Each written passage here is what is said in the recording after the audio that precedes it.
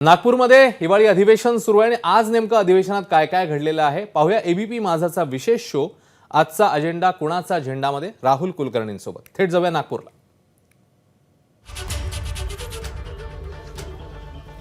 नमस्कार, मी राहुल कुलकर्णी। आत्ता चर्चा सुरू आहे विधिमंडळामध्ये।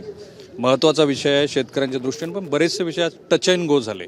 खरं म्हणजे जे सर्वोच्च न्यायालयाचा निवाडा आला त्याच्यानंतर एक सत्ताधाऱ्यांच्या दृष्टीने अनुकूल गोष्ट घडलेली होती, त्यामुळे पोडियमवरती येऊन उपमुख्यमंत्री आणि मुख्यमंत्री बोलले। श्री उद्धव ठाकरे, आदित्य ठाकरे हेही आज विधिमंडळात येतील अशी चर्चा होती। आदित्य ठाकरे आले, काही मिनिट ते होते उपस्थित। अभय देशपांडे माझ्याबरोबर आहेत, प्रकाश सोळंके साहेब, तुमचं उत्तम भाषण झालं। बच्चू कडू आहेत, तुमचंही फार उत्तम भाषण झालं। दोघांनी शेतकऱ्यांच्या आणि जिव्हाळ्याच्या प्रश्नावरती भाषणं केली। पण अभयजी, अगदी सुरुवातीला चर्चा गंभीर आहे, पण आमदारांची उपस्थिती नाही आहे हाऊसमध्ये। नाही, आमदारांची उपस्थितीचा अलीकडच्या काळामधला विषय आहेच, परंतु तरी गंभीर प्रश्नांच्यावर जेव्हा चर्चा होते तेव्हा अनेकदा सभागृहात उपस्थिती असते, परंतु आजकाल आपलं भाषण झाल्यानंतर निघून जाण्याची प्रथा वाढलेली आहे, त्यामुळे कमी दिसत आहे। पण एक निश्चित आहे की आजचा विषय अतिशय महत्त्वाचा होता। दुष्काळ, त्याच्यानंतरचा अवकाळी पाऊस, शेतमालाचे कोसळलेले भाव, दुधाचा दराचा प्रश्न, कांद्याची निर्यात बंदी, इथेनॉलचा प्रश्न, मला वाटतं की या सगळ्या विषयांवर जी काही भाषणं झाली ती निश्चितपणे सरकारच्या डोळ्यात एक अंजन घालणारी होती आणि सरकारला काही ना काही या अधिवेशनात निश्चितपणे शेतकऱ्यांसाठी जाहीर केल्याशिवाय नागपूर सोडता येणार नाही, एवढा मला वाटतं इशारा तर विरोधकांनी नाही, सत्ताधारी आमदारांनी पण दिला आहे। आणि ती चर्चा पण एक 10,000 कोटी रुपयाचं पॅकेज कदाचित सत्ताधारी घोषित करतील।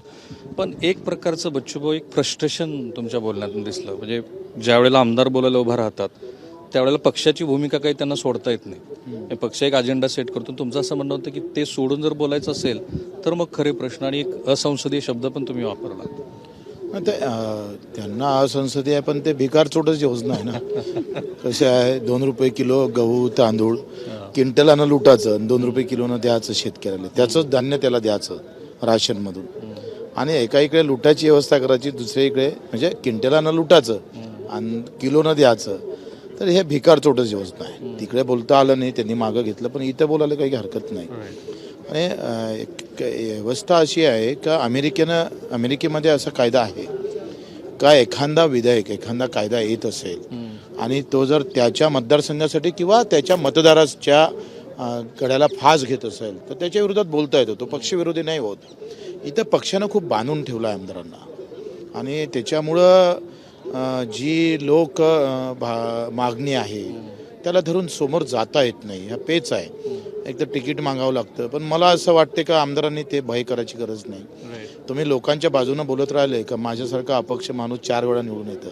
पण तुम्हाला अडचण नाही, प्रकाश सोळंकेंना असेल ना पक्षाच्या अडचण नाही, तसं काय पक्षाची बंधनच नाहीत। हा शेतकऱ्याचा प्रश्न आहे। मी तर सगळ्याला आवाहन केलं की पक्षाचे जोडे बाजूला ठेवून कधीतरी एकदा चर्चा करा या प्रश्नावर। पण एक मुद्दा आहे तुमच्या भाषणात नाही तो आला, विद्यमान केंद्र सरकारबद्दल महत्त्वाचे 2-3 आक्षेप घ्यायचे तर अलीकडे आलेला सोयाबीनचा निर्णय, याचा इथेनॉलचा निर्णय, कांदा निर्याती संदर्भातला निर्णय, हो, पण ते जे आहे ते तुम्ही सत्ताधारी बॅक चॅनलला, फ्रंट चॅनलला सगळ्या चर्चा करताना आता मुद्दे काय तुम्ही मांडले? आता भाषणातून जे काही मुद्दे मांडले ती सध्या जी काही शेतकरी वर्गाची अतिशय विदारक परिस्थिती आहे, हवामान बदल, त्याचे परिणाम सगळ्यात जास्त शेतीवर होत आहेत, आणि त्यामुळं अनेक प्रश्न आहेत। शेतीमालाचे कोसळलेले भाव, कापसाचे भाव, सोयाबीनचे भाव, हे सगळे प्रश्न आहेत। बच्चूभाऊंनी सांगितलं की 23 वर्षापूर्वी जे भाव होते तेच आज कायम आहेत, त्याच्यापेक्षा कमी झालेत। म्हणजे एवढी विदारक परिस्थिती भावाच्या बाबतीत आहे। आणि जे काही प्रश्न आहेत, आता फक्त हवामान बदलामुळे शेतीवर परिणाम होतो आहे असं नाही, तर केंद्र शासनाची जी काही धोरणं आहेत, राज्य शासनाची धोरणं आहेत, त्याचाही फार वाईट परिणाम शेतकऱ्यावर होतो आहे। म्हणजे निर्यात बंदीसारखं, इथेनॉल सिरपपासून करू नका, अचानक निर्णय येतात, त्याच्या आधी कोट्यावधी रुपयाची गुंतवणूक होते, कर्ज काढलं जातं, मग ते फेडायचं कसं हा प्रश्न कारखानदारापुढे आहे। आणि त्यामुळं असे जे काही निर्णय आहेत, आता वन्य प्राण्यापासून खूप मोठं नुकसान शेतीचं होत आहे। कुंपण पाहिजे शेतीला, त्याच्यासाठी कुठली योजना नाही, त्याच्यासाठी फार मोठा निधी लागणार आहे, त्या निधीची तरतूद करावी लागेल। असे विविध प्रश्न आम्ही भाषणातून उपस्थित केले आणि सरकारने याच्या बाबतीत धोरणात्मक निर्णय घ्यावा असं आग्रहाची मागणी केली. तुमचं थोडे इन्क्लिनेशन सत्ताधाऱ्याकडे आहे असं जरी मान्य केलं, काय करता येऊ शकतं की ह्या पद्धतीच्या गोष्टी झाल्या तरी थोडासा रिलीफ आता मिळेल? नाही, काय होतंय का आता 2,000 कोटी देणार 5,000 ही अतिशय मूर्खपणा आहे. बजेट 5 लाख कोटीचं, संख्या शेतकऱ्याची 5 कोटी आणि तरतूद 32,000 कोटीची. तर तफावत पहा ना, 23,000. 32-23 म्हणजे कमी जास्त जर आपण 21-22-23 पासून पाहिलं तर -17% आपण गेलोय. म्हणजे एकंदरीत बजेटमध्ये जेवढी ज्यांची संख्या आहे तेवढी त्याची भागीदारी असली पाहिजे. आपण बाकीच्या ठिकाणी ते वापरतोय पण इथं ते वापरत नाही. मग आमचं म्हणणं हेच आहे की अमेरिकेनं एक कायदा केला आणि इथून 50 वर्ष बजेटमध्ये आर्थिक तरतूद कशी असली पाहिजे असं 5 वर्षाच्या स्टेप आखून दिल्या आहे सरकारने. कायदाच केला. हा जगातला पहिला कायदा अमेरिकेनं केला शेती संदर्भात. तो कायदा आपण का करत नाही? म्हणजे तुम्ही एक सांगा का आता नुकसान भरपाई झाली म्हणून मदत देताय पण धोरणामुळे तर त्याच्यापेक्षा जास्त नुकसान झालं ना. आम्ही शिफारस केली 8,000 भावाची कापसाची, 8,260 रुपयाची आणि भाव जाहीर केला केंद्र सरकारने जाहीर केले 6,636 रुपये. 2,000ची तफावत आहे. आता 8,000चे भाव जेव्हा जाहीर करतो आपण तेव्हा 5 विद्यापीठ जे काही संशोधन करतं त्याचे 15% नफा धरून, म्हणजे 15% नफा तर नाहीच आहे, उलट मायनसमध्ये गेलो ना आपण. म्हणजे काय होतंय का देताना काय होतंय का बजेटमध्ये आमचा हिस्सा पाहिजे. आमची जेवढी संख्या आहे तेवढा हिस्सा आम्हाला बजेटमध्ये दिला पाहिजे आणि त्यानुसार कारवाई सुरू झाली पाहिजे. आता पेन्शनर 1 लाख रुपये महिना घेतो घरी बसून, काहीच काम करत नाही. का धाडस नाही होत? तुमचा राग सरकारी कर्मचाऱ्याचं काय? नाही, कर्मचाऱ्यावर राग नाही आहे, विषमता वाढत चालली. त्यानं पेन्शन द्यावं ना, पण विषमता किती आहे तुम्ही सांगा. जर कर्मचारी अधिकाऱ्याचं किंवा आमदाराचं मानधन ठरवताना किमान वेतन आपण 18,000 ठेवलं, मग शेतकऱ्याचं किती असावं? त्यालाही खायला लागतं. मजुराचं किती असावं? त्यालाही खायला लागतं. ते ठरवलंच नाही सरकारनं. म्हणजे तुम्ही काही लोकांचा एवढा लाड करताय का तिथं तुम्ही किमान वेतन ठरवून त्याच्यासमोर पगार देताय आणि एका इकडे आम्ही पाहतोय का आमचंही ठरलं पाहिजे ना. आता या अधिवेशनात तात्कालिक आणि तुम्ही जे फार मोठे धोरणात्मक वगैरे म्हणताय अशा पद्धतीचे 2 दीर्घकालीन अशा काय गोष्टी तुम्हाला दिसतात? तात्कालिक आणि दीर्घकालीन. तात्कालिक तर मला असं वाटतं का एक सगळ्यात महत्त्वाचं आहे का आयात निर्यातमध्ये जर आपण पाहतोय तर आता काय म्हणतोय make in India made in India म्हणतोय. आता make in India made in इंडियाची घोषणा कांद्याला लागू नाही आहे. उलट आम्ही सोयाबीन तेल आयात केलंय, त्याच्यानं सोयाबीनचे भाव पडले. तर तत्काळमध्ये मला वाटते आयात निर्यात धोरणामध्ये एक स्पष्टता असली पाहिजे. सांगितलं पाहिजे का 2 वर्ष 3 वर्ष 5 वर्ष आम्ही कुठलंही आता आयात करणार नाही. पण 2024च्या निवडणूक आहे, आता निवडणुका आहे आणि कसं आहे यांची कशी आहे ते आता मला दुसरी भाषा येऊनही राहिली ते बोलत नाही पण यांची फाटते. म्हणजे सरळ भाषेत काय होतंय का इंदिरा गांधीपासून तर अटल बिहारी आता मोदी सरकारपासून कांद्यावर लगेच किती निर्णय घेतले. ऑक्टोबर ते डिसेंबरमध्ये या 3 महिन्यात त्यांनी कांद्यावर भाव वाढू नये म्हणून लगेच 2 निर्णय घेतले. 3-4 निर्णय झाले.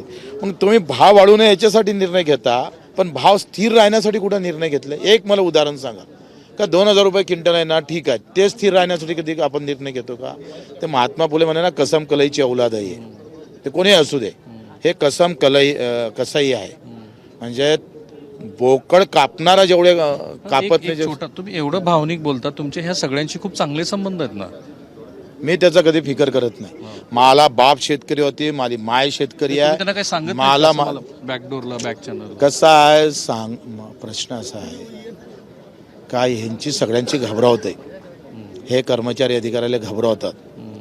ते कसं काय 6वा 7वा 8वा काय म्हणतंय मूल्यांकन कुठं आहे? कुठं मूल्यांकन पगार आहे? कुठे? काही लोक कामच काही करत नाही आहे. काही काम न करताय पगार देतात. चांगलं काम करताय त्यालाही तेवढंच पगार देताय. काय इथे काय आहे? हे मंत्रालयातून चालणारं सरकार आहे, कोणाचंही असो. ते विधानसभेतून नाही चालत. प्रकाशजी असं आहे की देवेंद्र फडणवीस हे पियुष गोयल यांना जाऊन भेटले, त्याचा फोटो पण आपण बघितला. नंतर श्री अजित पवार असं म्हणाले की जर गरज पडली तर इथेनॉलच्या विषयामध्ये आम्ही नरेंद्र मोदी, अमित शहा वगैरे यांना जाऊन भेटू. आत्ता जसा मी यांना प्रश्न विचारला तसा हे अधिवेशन सुरू असताना इमिडिएटली तात्कालिक करण्यासारखी गोष्ट काय आणि धोरणमधून जसं त्यांनी सजेस्ट केलं तसं एक दीर्घकालीन काय गोष्ट दिसते? आता जे शेतकऱ्याचं नुकसान झालेलं आहे, मग ते अवकाळीचं असो किंवा इतर कारणामुळं असो, शेतकऱ्याचं पीक उद्ध्वस्त झालं आहे, त्याला इमिजिएट काहीतरी दिलासा दिला पाहिजे. सरकारने तशा प्रकारचं अनुदान हे अधिवेशन म्हणजे ह्या चर्चेला उत्तर देताना जाहीर केलं पाहिजे, हे इमिजिएट करण्याचं. किती तुम्ही अपेक्षित धरता? आता आमची मागणी तर आहे, कोरडवाहूला 50,000 रुपये सरसकट द्या. नाही, आमची मागणी आहे ती, म्हणजे ती योग्य मागणी आहे. हसून राहिले मला मी यासाठी हसलो की विरोधी पक्षातली मंडळी ज्या वेळेला सत्तेच्याच ठिकाणी येतात ना त्यावेळेला मागणीत कसा बदल होतो. मला त्यांच्यावरती नाही, मागणी बरोबरच आहे. मागणी बरोबर आहे, मागणी चुकीची नाही आहे, माझ्यात काही बदल झालेला नाही. मी विरोधी पक्षात होतो तेव्हाही तीच मागणी करत होतो, आज सत्ताधारी पक्षातही तीच मागणी करतो. त्यामुळे ते इमिजिएट करण्यासारखी गोष्ट ही आहे की सरसकट 50,000 हेक्टरी मदत द्यावी. आणि धोरणात्मक बदल आहे. दुर्दैवाने काय होतं, आजकाल तुम्ही नेहमी विषय काढता राजकीय पक्ष. दुर्दैवानं राजकीय पक्षातच धोरणावर कधी चर्चा होताना दिसत नाही. Completely agree with. हां, आणि काय चर्चा होते तर आम्हाला एवढा निधी पाहिजे, तेवढा निधी द्या, इथपर्यंत चर्चा मर्यादित झाली. कधी धोरणावर चर्चा होत नाही. आणि मग त्याच्यामुळं धोरणात्मक जे खऱ्या अर्थाची गरज आहे की धोरणात्मक बदल व्हायला पाहिजे, तो होताना त्याच्यावर चर्चा होताना दिसत नाही. त्यामुळं गंभीर प्रश्न निर्माण आता होतात. 3 पिकं समोर आहे ज्यांची सध्या खूप बिकट अवस्था आहे, ते उत्पादन घेणं. एक कांदा आहे, दुसरा तुमचा भागात असलेला कापूस आहे आणि तिसरा आता जो अलीकडच्या निर्णयानंतर साखरेचा आणि साखर कारखानदारीचा सुद्धा मोठा प्रश्न निर्माण होईल तो. या तिघाबद्दलची काय अपेक्षा आहे? शेतकऱ्याच्या दृष्टीनं ज्याला आपण कॅश क्रॉप म्हणतो, नगदी पिकं, तो एक कापूस आहे. अलीकडच्या मागच्या 5-10 वर्षामध्ये सोयाबीनला चांगलं उत्पन्न मिळू शकतं शेतकऱ्याला. ऊसाचं पीक आहे, हुकमी उत्पन्न देणारं. हे तिन्ही पिकं आज खूप त्यांचे म्हणजे या उत्पादकाच्या समोर खूप मोठ्या समस्या निर्माण झाल्यात. आता इथेनॉल ऊसाच्या रसापासून करायचं, सिरपपासून करायचं, हा केंद्र शासनाने निर्णय घेतला, इन्सेंटिव्ह दिले. 5% फक्त कारखान्याने उभे करायचे, 95% विदाऊट कोलॅटरल कर्ज दिलं, 6% इन्सेंटिव्ह दिला. म्हणजे जे काही व्याज आहे त्याचं निम्म व्याज केंद्र शासन देणार. तो अंमलात आला निर्णय. आणि असं अचानक साखरेचं थोडासा वेळ कमी आहे, लगेच परत आपण येणार आहोत, ब्रेक घेणार आहोत. खरं म्हणजे माध्यमामध्ये सुद्धा अशा पद्धतीच्या गंभीर चर्चा अलीकडे थोड्याशा कमी झाल्या होत्या. म्हणून या 2 जाणकार आमदारांना घेऊन ब्रेक नंतर जेव्हा आपण परत येऊ तेव्हा दीर्घकालीन सुद्धा काही उपाय आपल्याला करता येतील का त्याबद्दल बोलूया. कुठेही जाऊ नका, पाहत राहा एबीपी माझा.